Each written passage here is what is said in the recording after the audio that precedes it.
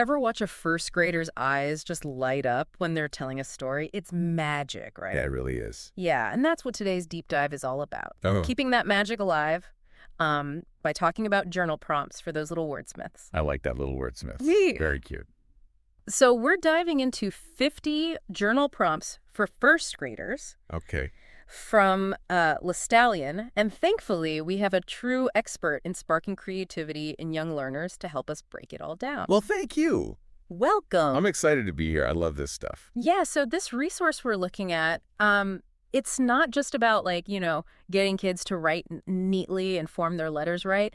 This is way more about nurturing a love for self-expression. Oh, absolutely. And in first grade, yeah, the mechanics are important, of course. But this resource really seems to get at something deeper, helping kids see writing as a tool, as a way to kind of make sense of their world and share their unique perspective. I like that. Okay, let's unpack that a bit. Sure. The website mentions encouraging kids to express themselves creatively while also helping them develop their writing skills. Right. How do those two things go hand in hand, especially at that age? Well, for a first grader, the world is this massive, exciting, sometimes confusing place. Yeah, for sure. And journaling, especially with these creative prompts, gives them this safe space to process all those big feelings and those aha moments, Right. the things that fascinate them. Totally. It's like their own little laboratory for exploring all those thoughts and emotions. Exactly. And the source really leans into that fun over force approach, doesn't it? Yeah. It does. The language is very playful, encouraging, almost like a cheerleader, saying, you got this. Your words matter. Yeah. And that kind of positive reinforcement is crucial, especially in those early stages. Totally agree. And, it's not just about fun, Right. though that's key, of course. Yeah. These prompts touch upon some pretty important developmental milestones for first graders. Okay. We're talking social emotional learning, observation skills, things that reach far beyond just language arts. It's so true. It's bigger than just sentences on a page. Right. So walk us through it. Okay. What's happening in those little brains when they respond to a prompt like, imagine you are a superhero? Mm-hmm. That one seems so fun. Yeah. And at that age, they're practically bursting with imagination. Right. But it goes deeper than just fun and games. Right. It taps into their growing sense of agency. Okay. The idea that they can have an impact on the world around them. Suddenly, they're not just kids. Yeah. They're problem solvers, adventurers, champions for good. I love that. And it ties into that whole superhero fascination kids have at that age. Totally. It's like they're trying on different identities, figuring out who they want to be. Exactly. And Yeah. by putting those thoughts into words, even if they're, scribbles and made-up spellings, Yeah. they're taking ownership of those feelings, those aspirations. It's like giving a voice to those daydreams. Yes. Right. And Yeah. the resource has this whole mix of prompts like that. It does. One that really stuck out to me was write about a time you felt very happy. That's a good one. Yeah. That one goes straight to the heart of emotional literacy, which is so crucial at that age.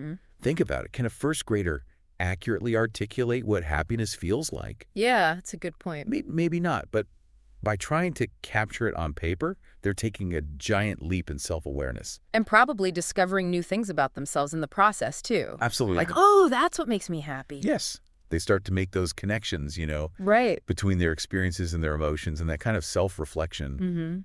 Even at such a young age, it lays the groundwork for stronger emotional intelligence down the road. Yeah, it's amazing how much learning is packed into these seemingly simple prompts. It really is. Like each one is a little doorway to a whole new world of discovery for them. It is. And the best part is the resource emphasizes keeping it light and fun. Yeah. That tone is so important because we don't want kids to associate journaling with pressure or boredom. For sure. We want them to see it as a joyful outlet for their creativity. That makes perfect sense. It should feel like play, not just another worksheet to fill out. Exactly. But I imagine even with the most engaging prompts, getting a first grader to sit down and actually write Right. can be its own challenge. Oh, tell me about it. Yeah, you're telling me. My niece, bless her heart, she's got the attention span of a hummingbird sometimes. Oh, yeah. I hear you. So how do we, as the adults in their lives, how do we set them up for success with this? Well, I think it's all about creating the right environment Okay. and really keeping their developmental stage in mind. Mhm. So first off, ditch the pressure of a marathon writing session. You're Right. talking like 5, maybe 10 minutes tops, especially at first. Yeah. No need to pressure them to write the next great American novel on day one. Exactly. Think bite-sized fun. you know? I like it. Another tip, make it multisensory. Oh, that's good. Like if the prompt's about a superhero, break out the crayons, Right. let them draw their hero alongside their words. Or for a happy memory, maybe they glue in a photo. Yeah. It's about bringing those words to life, you know. That's brilliant. You're tapping into all these different learning styles, too. Right. Not every kid thrives just by, like, putting pen to paper. Exactly. And this might sound obvious, but your enthusiasm is contagious. Oh, for sure. If you're genuinely interested in what they're writing, even if it's just a sentence or two, they'll pick up on that. Totally. It creates that positive feedback loop. Absolutely. They feel heard, and then they want to share more. Exactly. It sends that message that their words are valuable, their ideas matter, and that's such a powerful message to internalize at any age, Yeah. but especially for those little writers. Just finding your voice, Yeah. you know? So we've covered a lot of ground here today. We talked about the why, the what, and the how of using these creative journal prompts with first graders. What's the key takeaway you want our listeners to walk away with today? Well, I think the biggest thing is to remember the lasting impact of nurturing a love for writing and self-expression from a young age, you know?